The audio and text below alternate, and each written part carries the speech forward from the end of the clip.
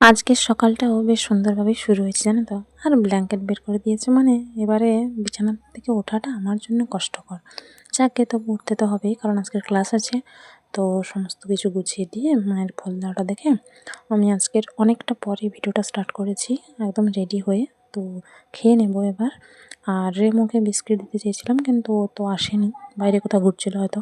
এদিকে মা আনাজ কাটছে, আমি মায়ের কাছ থেকে একটু ঘুরে এলাম, কারণ বাবা বরবটি এনেছে, মা সেটাই কাটছে। শীতের সকালের চারদিকের পরিবেশটা এতটাই সুন্দর লাগছে কি বলবো। আমার কাছে শীতকালটা একটা কারণেই প্রিয়, কারণ শীতের সকালটা আমার খুব পছন্দের। আর সন্ধে হয় ওই টাইমটাও বেশ ভালো লাগে। আবার এটা আমার জন্ম ঋতু, সে কারণেও প্রিয়। যাই হোক, কথা বলতে বলতে চলে এসেছি। তো তারপর সেখানে এসে আমি টুকটাক কাজ করছিলাম, করতে করতে দিদির সাথে একটু গল্পও হচ্ছিল। যাই হোক, আবার আজকের আসার সময় একটা ভিডিও করার ছিল, সেটাও করে নিয়েছি। তারপর মিনিট ২০ মতো বাকি ছিল সময়, কারেন্ট চলে গেছে। তো আমার কাজের পুরো দফারফা হয়ে গেছে। যাই হোক, কি আর করা যাবে, বাড়ি ফিরতে হবে।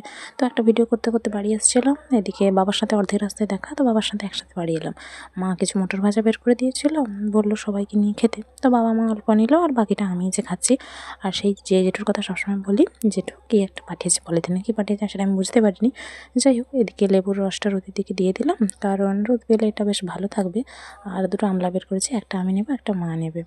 বাবা তাড়াতাড়ি স্নান করে নিচ্ছে, একটা জায়গায় নিমন্ত্রণ আছে, খেতে যাবে, ওই যে শ্রাদ্ধানুষ্ঠান সেখানে। তো আমি ফুল ধূপ দিয়ে দিচ্ছি স্নান করে এসে। আর বাবার জন্য কিছু রেখেছিলাম, সেটাও বাবা পরে দিয়ে দেবে।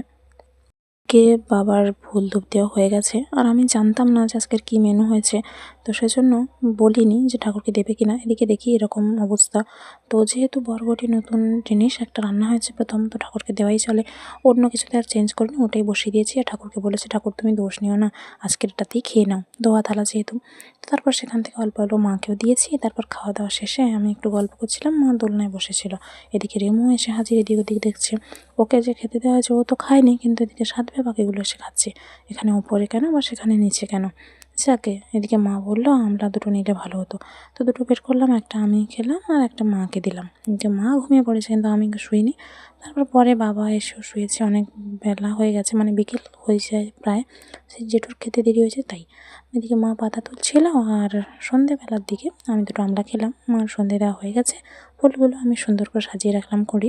আর এই যে বাতাসা প্রসাদ এখনও আছে ছোটো এরকম গুঁড়ো করা, সেগুলো কয়েকটা খেলাম। তারপর নারকেল ছিল কয়েকটা কুচি, মা খাবে না বললো, বাবা তো এমনিতেই খাবে না, আমি খেলাম। আর বাদাম বের করে রেখেছি, জানি যে অল্প অল্প বাদাম দিয়ে মুড়ি খাবো। বাবা তো মুড়ি খাবে না বলে দিয়েছে, বিস্কিট খাবে আর চা খাবে।